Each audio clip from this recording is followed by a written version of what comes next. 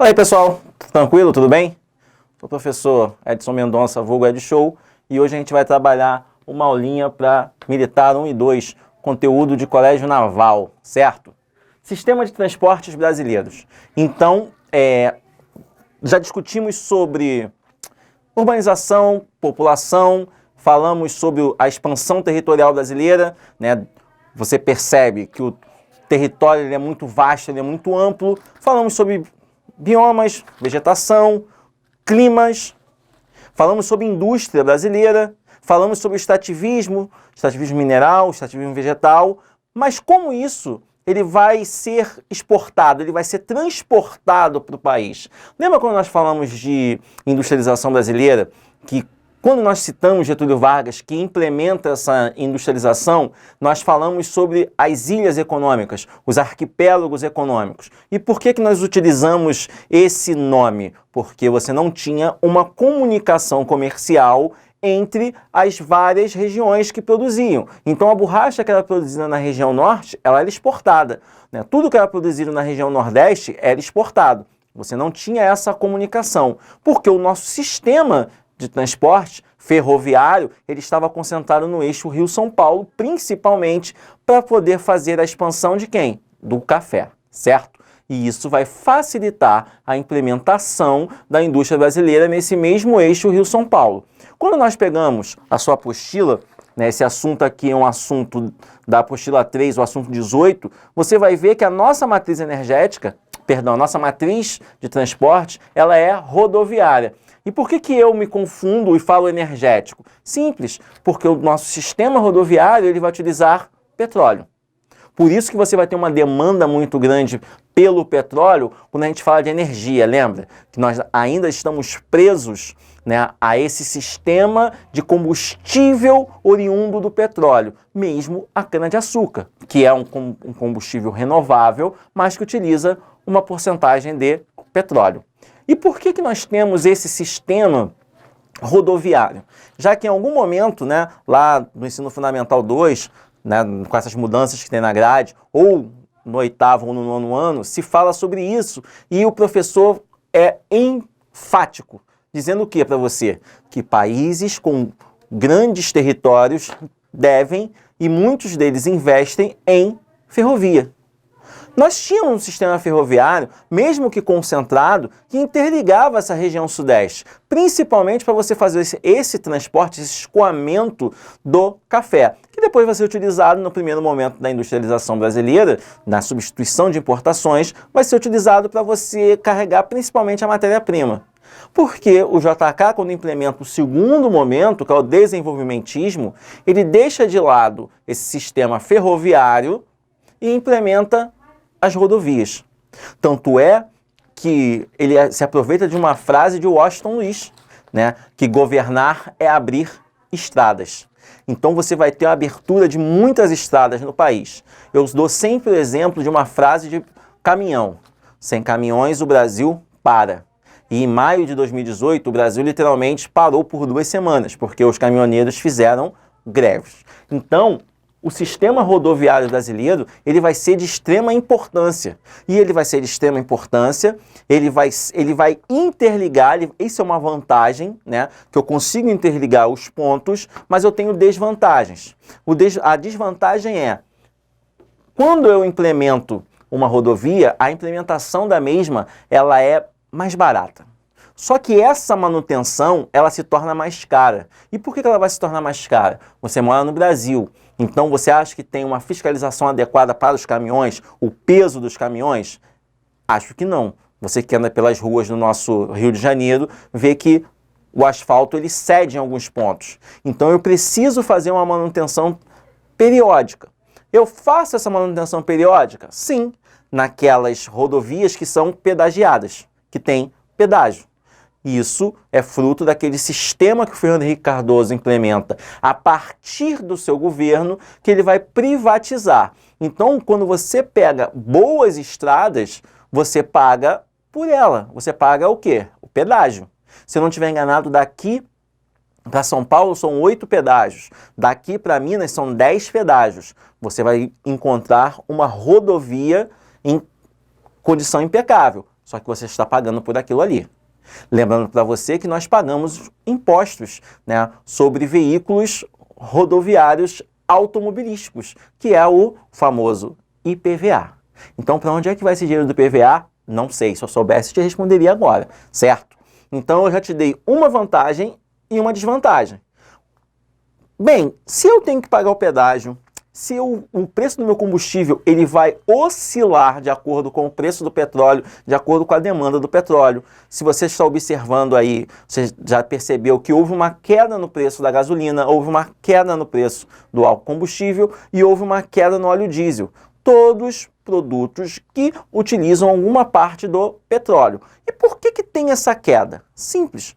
Com o isolamento social, você vai ter um menor consumo de combustível.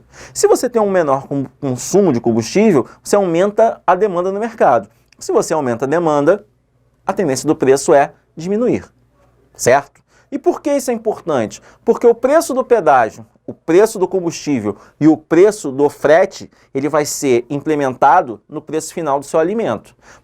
Lembrando para você que boa parte de tudo que é consumido no Brasil é transportado por caminhões, por rodovias, por isso aquela frase que sem caminhão o Brasil para.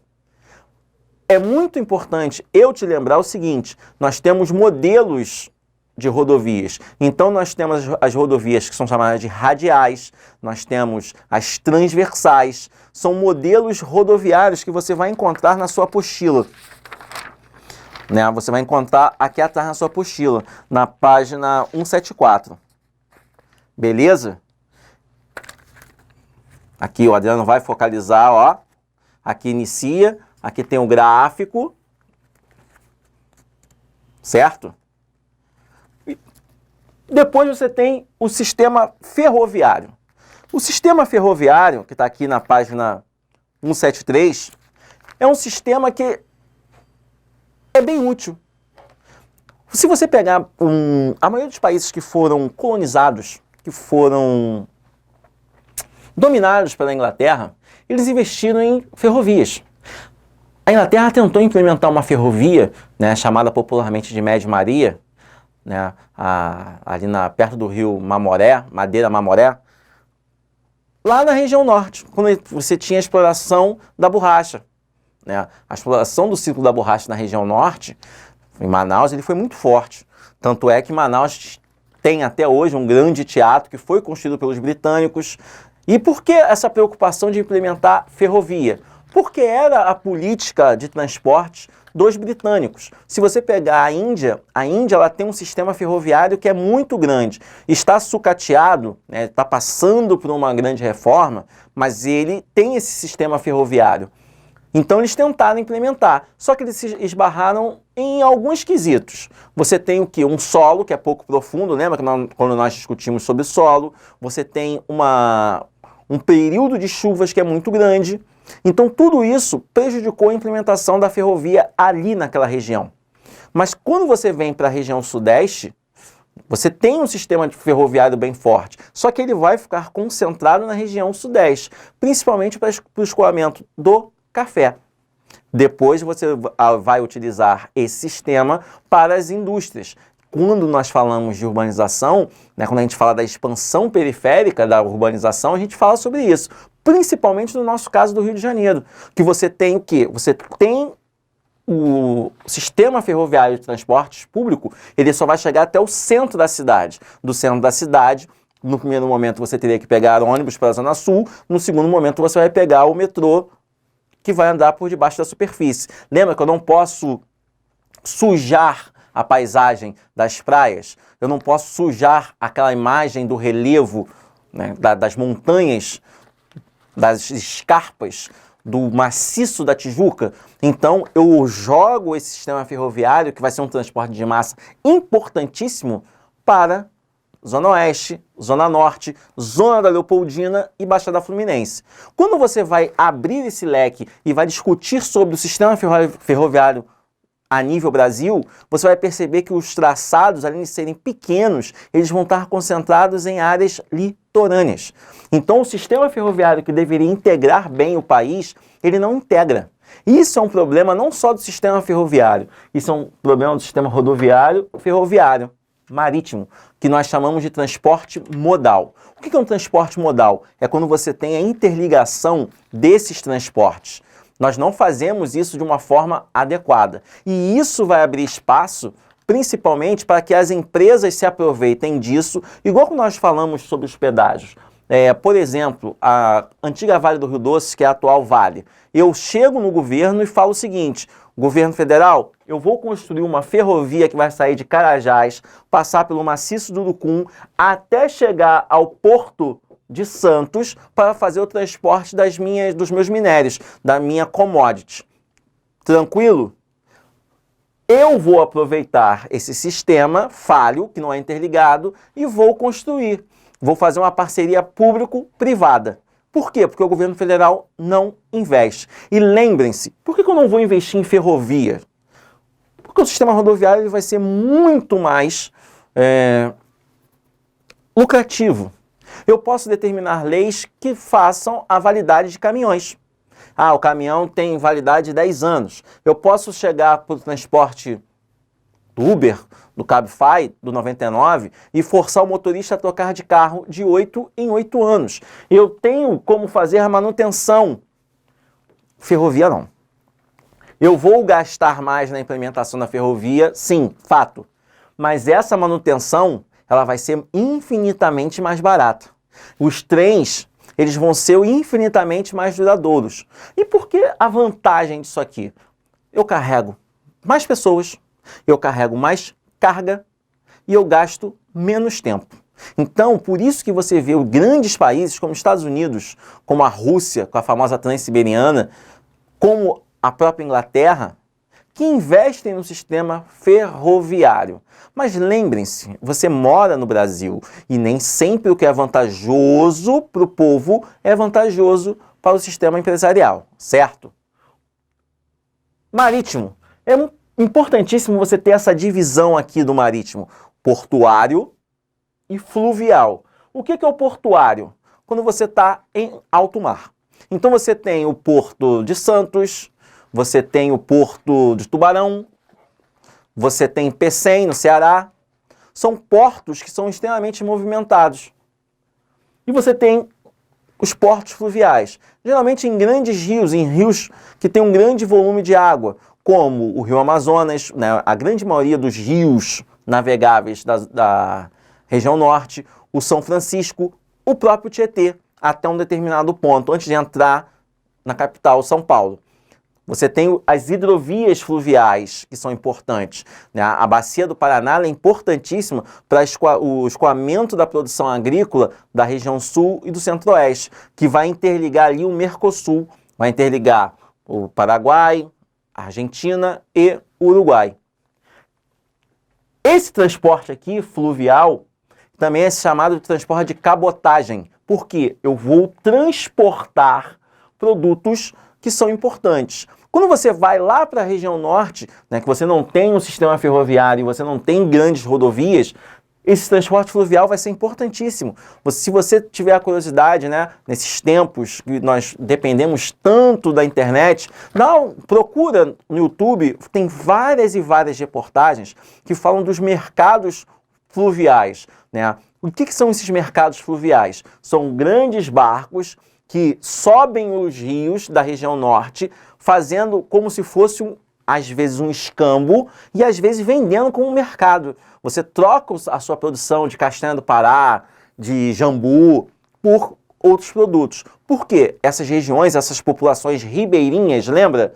Que moram à beira dos rios, elas estão isoladas. Então, elas só têm esse sistema de transporte. Quando a gente fala do portuário marítimo, lembrem-se, o Brasil é um grande exportador de commodities, né?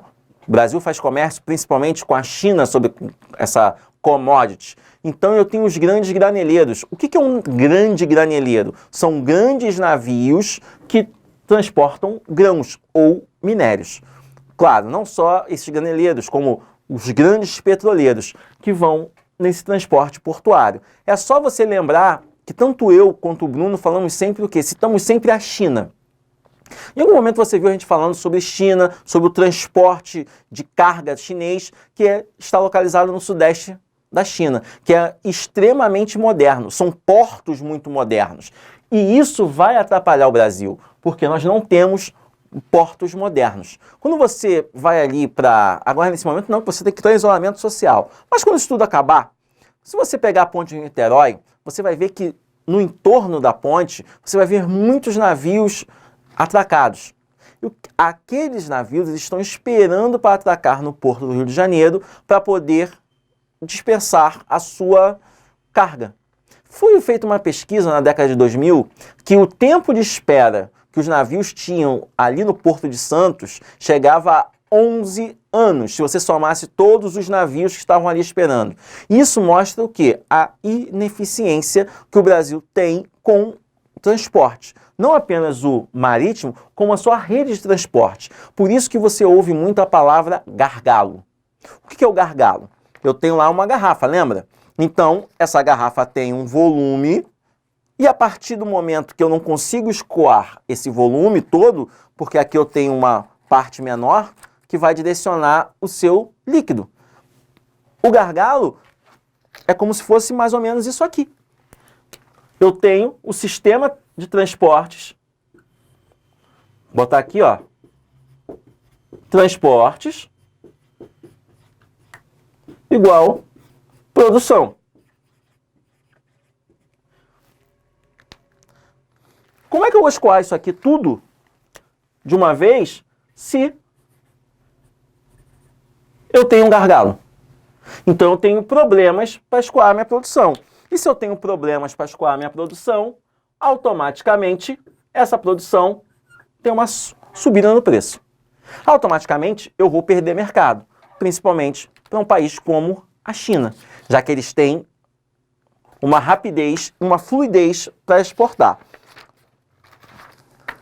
Aqui atrás, né, na página 176, você tem os esquemas sobre o que é a navegação costeira de cabotagem, que eu já te expliquei, né, ao longo do litoral. Você tem a navegação oceânica e você tem o transporte fluvial, principalmente em rios volumosos, né, que podem ser os rios de planície, como nós vimos em hidrografia, né, comigo, com o Bruno, que nós falamos sobre isso, que são rios de planície que têm grandes volumes, quanto com os rios chamados de caudalosos. Os caudalosos, eu tenho que ter o cuidado para onde eu vou fazer esse curso e, se tiver uma queda d'água, eu vou montar eclusas. Eclusas é como se fossem elevadores marítimos. Então, o barco ou o navio entra, eu encho aquele elevador, aquela água ela vai subir, né, não de uma vez só, lentamente, até chegar ao outro curso. Depois, ele vai entrar de novo e aquela água vai abaixando. Esse é o sistema de eclusa. Por último, o sistema aeroviário, as aerovias. Mais caro. Então, o que eu vou transportar de aerovia no Brasil? Simples. Aqueles produtos que têm um maior valor agregado. Então, produtos que têm um alto teor tecnológico, por exemplo, eles vão ser transportados de avião. E é claro, esse sistema de transporte aeroviário, ele vai ser muito utilizado para as pessoas. Você tem aqui a principal ponte aérea do Brasil, a mais utilizada, é a ponte aérea Rio-São Paulo. Muito simples. Lembra quando nós falamos sobre urbanização brasileira? São as duas metrópoles globais. Você tem aí, você gasta em torno de 45 a 46 minutos para você fazer essa ligação. Só para você ter uma noção, houve tempos que determinados cursos, né, que trabalhavam no eixo Rio-São Paulo, que trabalham no eixo Rio-São Paulo, eles pegavam os professores e esses professores, de repente, moravam em São Paulo e vinha dar aula no Rio de Janeiro um dia, e vice-versa. Tamanho é o quê? A proximidade e a rapidez que você chega, né, entre os dois aeroportos. Você gasta menos tempo, às vezes não, com certeza, na hora do rush, no eixo Rio-São Paulo, do que você sair aqui de Campo Grande para o centro da cidade, por exemplo. Então é vantajoso. certo? E esse transporte de pessoas, esse fluxo de pessoas, né, principalmente no eixo Rio-São Paulo, ele vai ser muito forte. Por isso que você vai ter, basicamente, o aeroporto Santos Dumont trabalhando com essa ponte aérea. Você vai ter um grande volume de pousos e decolagens dentro desse aeroporto, que hoje em dia ele está obsoleto, porque ele é um aeroporto pequeno e ele é um aeroporto que ele está encravado numa parte da cidade que você tem muita empresa que é importante, mas cresceu demais, e você vai ter residências. Por isso que você tem um limite. De uns 10 anos para cá, os pousos e decolagens têm limite, a partir das 6 da manhã até às 22 horas e 30 minutos.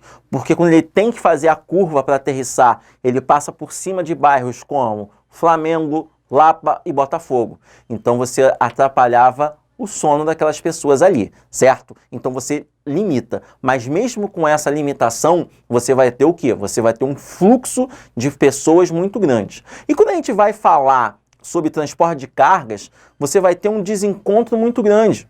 Por quê? De uns tempos para cá, o governo federal também está privatizando aeroportos, porque ele não tem mais como fazer tudo. Então ele mantém uma parte privatizada. Se você for no Galeão, você vai ver que o Galeão tem um espaço de passageiros, né? um setor novo. Aquilo ali foi construído pela empresa privada, que aumentou o preço do aluguel das lojas, que aumentou o preço do estacionamento, e você tem uma parte que é administrada pela Infraero. E por que eu tenho uma parte que fica com a Infraero? Porque aerovias, os aeroportos, eles são estratégicos. Então eu não posso entregar de mão beijada uma parte estratégica. Então eu faço as chamadas parcerias. Eu te dou o sistema de passageiros, de carga, mas mantenho uma parte sob o meu controle. O espaço aéreo brasileiro é controlado pela Infraero, certo? Uma vantagem é mais rápido o transporte aeroviário. Uma grande desvantagem, poluição sonora. Você tem uma série de desvantagens. Poluição sonora, preço, o valor das passagens, você tem que transportar, por isso que você transporta produtos que eles têm um alto valor agregado, um alto sistema de tecnologia, correto? Então, você vai ter aqui, no final, ele falando sobre o multimodal, né, que eu já te falei no início, e o transporte sobre dutos, o dutoviário. O que você vai transportar por dutos? Petróleo. Você tem grandes dutos no Rio de Janeiro que chegam ou saem, né, da Reduc, ali da refinaria Reduc de Caxias, para você transportar esses petróleos ou gás natural. Por isso que lembra que nós falamos sobre isso naquela aula de fonte de energia? Por isso que você tem o quê? Os royalties do petróleo. O royalty do petróleo é como se fosse uma compensação por aquilo que de repente possa acontecer. E na sua grande maioria não acontece nada. Então os municípios pegam esses royalties do petróleo e investem. A grande maioria sim, Caxias não.